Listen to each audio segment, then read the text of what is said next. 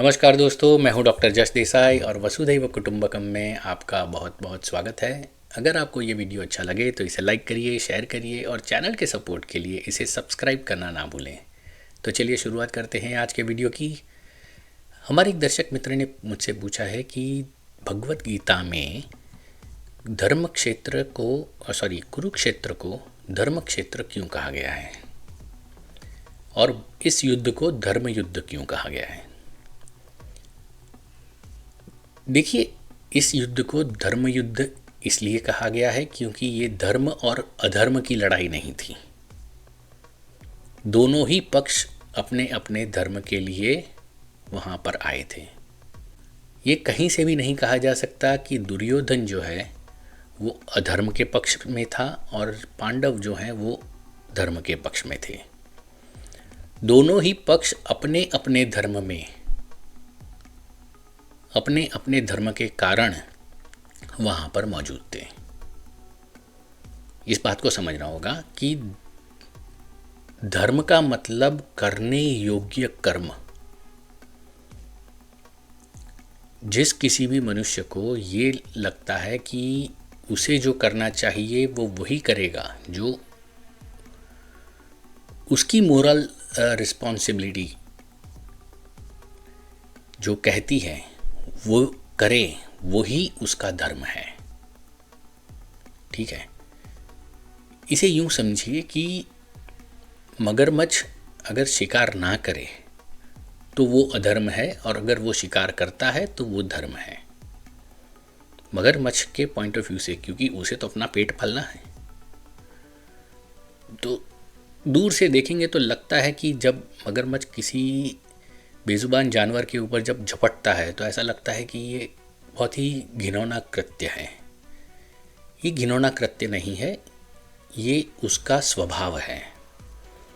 वो अगर शिकार नहीं करेगा तो भूखा मर जाएगा। वो घास तो खा नहीं सकता क्योंकि कुदरत ने उसे ऐसा नहीं बनाया कि वो घास खा सके, वो वेजिटेरियन बन जाए। ठीक है, तो मगरमच्छ का धर्म है शिकार करना।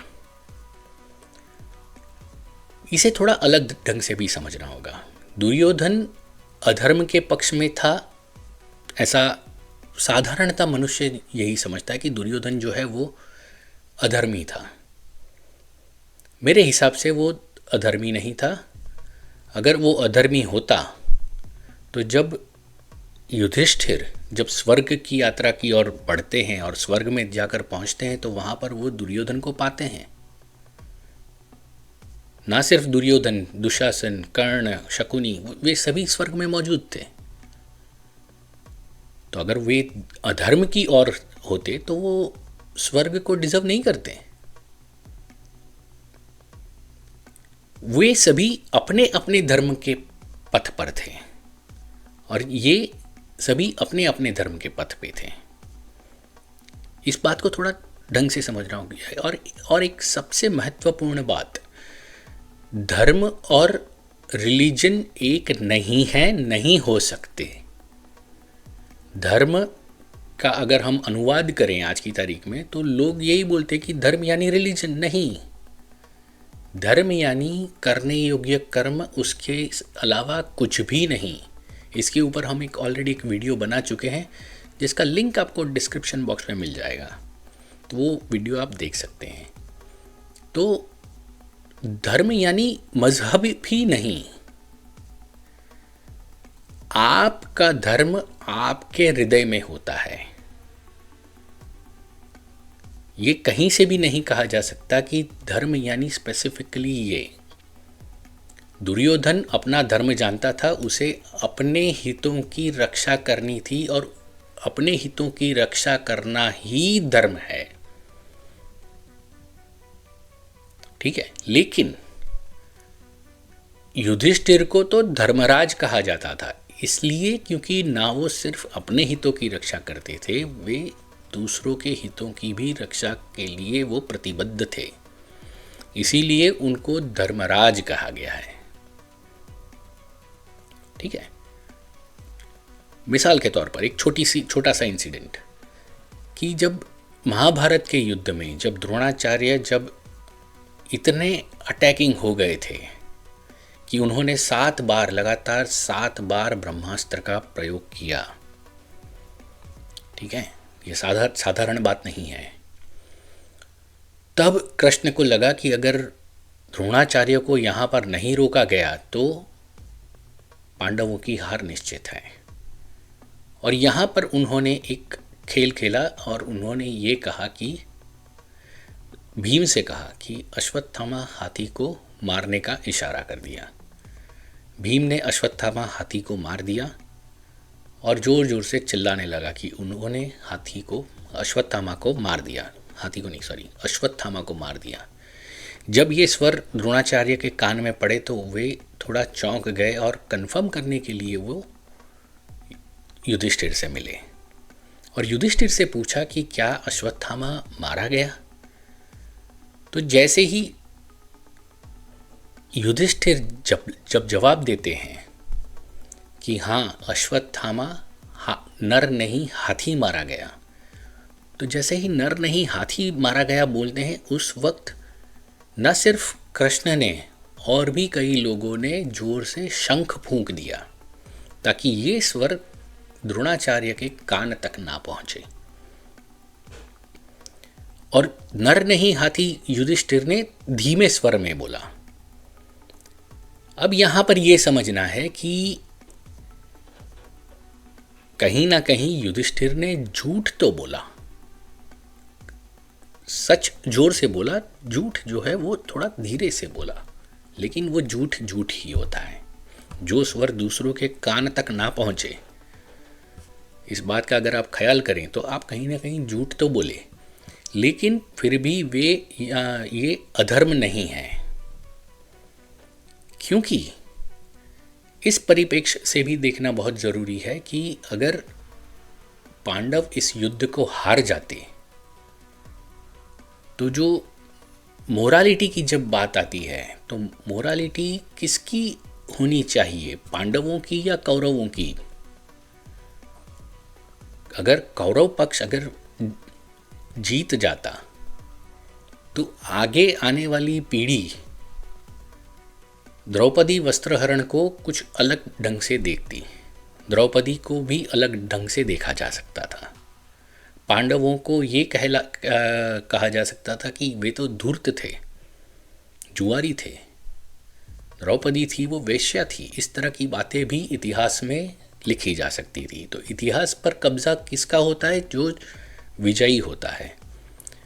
तो ये भी यहाँ पर समझना है कि धर्म की स्थापना के लिए पांडवों का विजयी होना बहुत आवश्यक था। इसलिए अगर वो झूठ भी बोलना पड़े तो वो झूठ नहीं होता। और इस एंगल से भी अगर हम समझते हैं तो युधिष्ठिर ने अधर्म नहीं किया। ठीक है, इस बात को हम समझते हैं। और दूसरी बात, कौरव पक्ष से जितने भी लोग युद्ध क्षेत्र में मौजूद थे वे सभी के सभी अपने धर्म का वहन कर रहे थे। इस युद्ध में दोनों ही पक्ष अपने अपने धर्म के पक्ष में थे। थोड़ा अजीब लगेगा, दोनों ही पक्ष अपने अपने धर्म में थे। यानी करने योग्य कर्म।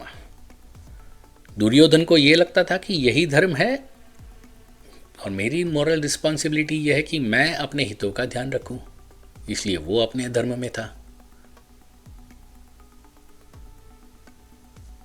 भीष्म पितामह जो सीधा सीधा हस्तिनापुर के सिंहासन से बंधे हुए थे, तो उनको लगा कि यही धर्म है, तो उनको भी आना पड़ा। द्रोणाचार्य भी जो कुरु परिवार था, हस्तिनापुर का जो कुरु परिवार था, उनके शिक्षक थे, तो उनको भी लगा कि यही धर्म है, मुझे भी युद्ध में जाना चाहिए। तो इस तरह से दोनों ही पक्ष में अगर आप जितने भी योद्धाओं को देखें तो ये सभी के सभी, चाहे वो कर्ण हो, शकुनी हो, हालांकि शकुनी की कहानी कुछ अलग थी, तो शकुनी एक स्पेशल कैरेक्टर था, तो उसका हम किसी अलग वीडियो में हम इसका डिस्कशन करेंगे। तो सभी के सभी वहाँ पर अपने अपने धर्म के लिए वहाँ पर मौजूद थे। धर्म का मतलब ये किसी भी एंगल से नहीं है। आज की तारीख में किसी को अगर ट्रांसलेशन करना हो तो कोई किसी से पूछूं कि धर्म का ट्रांसलेशन इंग्लिश में क्या कहोगे, तो इंग्लिश में वो कहेगा रिलीजन। धर्म का अर्थ रिलीजन नहीं होता, मजहब नहीं होता। देखिए, क्रिश्चियनिटी और इस्लाम में और भी कई सारे रिलीजन जो हैं उनमें डूस एंड डोंट्स जो है वो बहुत ही क्लियर और प्रिसाइसली कहे गए हैं, जबकि सनातन में डूस एंड डोंट्स में बहुत ही पतली रेखा है। इस बात को समझना होगा। डूस एंड डोंट्स में हमारे सनातन में बहुत ही पतली रेखा है कि वो वहाँ पर आपकी मोरल रिस्पॉन्सिबिलिटी पे छोड़ देते हैं। हालांकि छोड़ा गया है कि ये करना चाहिए, ये नहीं करना चाहिए, लेकिन आप अपनी मोरल रिस्पॉन्सिबिलिटी आप समझिए कि आपको क्या करना है। इस तरह से सनातन को डिज़ाइन किया गया है। ठीक है, यानी इस बात को इस एंगल से भी समझते हैं कि जब महाभारत के युद्ध की ठहर गई तो कृष्ण जब बात करते हैं कि हमें पांडवों के पक्ष में हमें लड़ना होगा, तो यादव पक्ष जो है वो वहाँ पर कई सारे योद्धा ऐसे थे जो कृष्ण का विरोध करते हैं और ये कहते हैं कि ये युद्ध तो युधिष्ठिर की धूर्तता के कारण हो रहा है। उन्होंने जुआ खेला और जुए में वो हारे, इस वजह से ये युद्ध हो रहा है। तो कृष्ण यहाँ पर ये कहते हैं कि यहाँ पर अच्छा कौन है बुरा कौन है ये चुनाव नहीं है, यहाँ पर ज़्यादा बुरा कौन है और कम बुरा कौन है ये चुनाव है।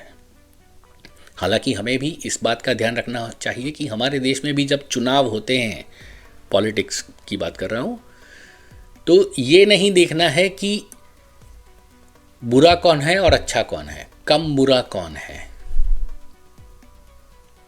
आप किसे अपने घर के बाहर देखना चाहते हैं? सीधी बात, आपके घर के बाहर कौन खड़ा होना चाहिए, यही हमें देखना होगा। तो यहाँ पर पॉलिटिक्स की बात यहाँ पर मैं काट देता हूँ, लेकिन यहाँ पर ये समझना है कि अगर हम देखें तो पांडवों और कौरवों में ज़्यादा बुरा जो था वो दुर्योधन था। तो यहाँ पर इसी बात का युद्ध था और महाभारत का युद्ध एक ऐसा लौता युद्ध था जहाँ पर, एक लौता तो नहीं बोल सकते, लेकिन हमारे देश में करीब करीब इसी तरह से युद्ध लड़े जाते थे धर्म के अनुसार। और ये जब कोई बाहर वाला, यानी भारत के बाहर के लोग अगर जानने की कोशिश करें कि यहाँ पर किस तरह से युद्ध लड़े जाते थे, तो उनको बहुत ही आश्चर्य होता है कि यहाँ पर दिनों दिनों तक युद्ध लड़े जाते थे, नियम से लड़े जाते थे। सूर्योदय के साथ युद्ध शुरू होते थे, शंख बजे उसके बाद ही अटैक होता था, शंख बजे उसके बाद युद्ध बंद हो जाता था, सूर्यास्त के साथ युद्ध बंद हो जाता था। युद्ध क्षेत्र के बाहर कोई लड़ने नहीं जाता था, सभी लोग एक जगह पर इकट्ठा होकर वहाँ पर आके लड़ते थे। हालांकि हकीकत में इस तरह से युद्ध नहीं होते भारत के बाहर। भारत के बाहर जो युद्ध होते थे वो तो ना दिन दिखते थे ना रात दिखते थे, ना युद्ध भूमि है नहीं है, डजेंट मैटर, वे सीधा सीधा घर में घुसते थे। तो ये भी एक चौंकाने वाली बात है कि महाभारत का युद्ध, इतना बड़ा युद्ध हुआ तो एक मैदान के अलावा कहीं और कोई सोल्जर घुसा नहीं, किसी और राज्य के ऊपर आक्रमण नहीं किया, किसी राज्य के ऊपर आक्रमण नहीं हुआ, कहीं कोई और डैमेज नहीं किया गया। सिर्फ और सिर्फ जिसको भी लड़ना है वो वहीं पर लड़ेगा। तो इस तरह के युद्ध को अगर धर्म युद्ध ना कहा जाए तो क्या कहा जाए? आप ज़रा सोच के देखिए कि एक तरफ महाभारत का युद्ध हो रहा है, 18 दिन का युद्ध हुआ और उस दौरान कोई जो फार्मर है वो अपने खेतों में काम कर रहा है, कोई बिजनेसमैन है वो अपना बिजनेस भी चालू है, सब कुछ नॉर्मल तरीके से चालू है, सिर्फ वहाँ पर युद्ध हो रहा है। क्या इस तरह से कोई सोच भी सकता है कि इस तरह से युद्ध मुमकिन है? आज की तारीख में तो युद्ध अगर शुरू हो जाता है, युद्ध का सायरन अगर बज जाता है तो सब कुछ बंद कर देना पड़ता है। और यही कारण है कि महाभारत के युद्ध को धर्म युद्ध कहते हैं, क्योंकि ये धर्म और नीति के साथ लड़ा गया। ठीक है, तो फिलहाल बस इस वीडियो में बस इतना ही। और आपको अगर वीडियो अच्छा लगा हो तो इसे लाइक करिए, शेयर करिए, और अगर आपको चैनल का कंटेंट अगर पसंद आता है तो आप हमें डोनेशन भी दे सकते हैं। तो फिलहाल बस इस वीडियो में इतना ही। हर हर महादेव, जय श्री राम, भारत माता की जय।